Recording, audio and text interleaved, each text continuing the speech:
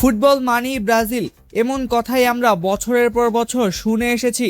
কিন্তু এবার সামনে এসেছে এক চমকে দেওয়া তথ্য। যে দেশে ফুটবলকে ধর্ম বলা হয়, সেই দেশেই নাকি ধীরে ধীরে ফুটবলের প্রতি আগ্রহ হারাচ্ছে মানুষ। কেন এমন হচ্ছে, চলুন জেনে নেওয়া যাক। সম্প্রতি প্রকাশিত এক জরিপে দেখা গেছে 16 বছর বা তার বেশি বয়সী ব্রাজিলিয়ানদের মধ্যে মাত্র 64% এখনও ফুটবলে আগ্রহী। এর মধ্যে 28% বলেছেন তাদের ফুটবলের প্রতি প্রচণ্ড আগ্রহ রয়েছে, আর 36%-এর আগ্রহ কিছুটা হলেও আছে। তবে সবচেয়ে অবাক করার তথ্য হলো, বাকি 36% মানুষ জানিয়েছেন তারা ফুটবলের খবরই রাখেন না। এর আগে 2023 সালের জরিপে ফুটবলে আগ্রহী মানুষের হার ছিল 72%, অর্থাৎ মাত্র 3 বছরের ব্যবধানে আগ্রহ কমেছে 8%।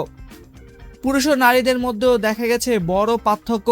পুরুষদের 77% ফুটবল অনুসরণ করলেও নারীদের ক্ষেত্রে সেই সংখ্যা মাত্র 52%। শুধু তাই নয়, শিক্ষাগত যোগ্যতার সঙ্গেও ফুটবলের আগ্রহের সম্পর্ক পাওয়া গেছে। প্রাথমিক শিক্ষায় শিক্ষার্থীদের মধ্যে ফুটবল অনুসরণ করেন 49%, মাধ্যমিক পর্যায়ে এই হার বেড়ে দাঁড়িয়েছে 67%, আর উচ্চশিক্ষা প্রাপ্তদের মধ্যে ফুটবলে আগ্রহী 75% মানুষ। এই জরিপটি করা হয়েছে ব্রাজিলের 139টি পৌরসভায় 2004 জন মানুষের ওপর।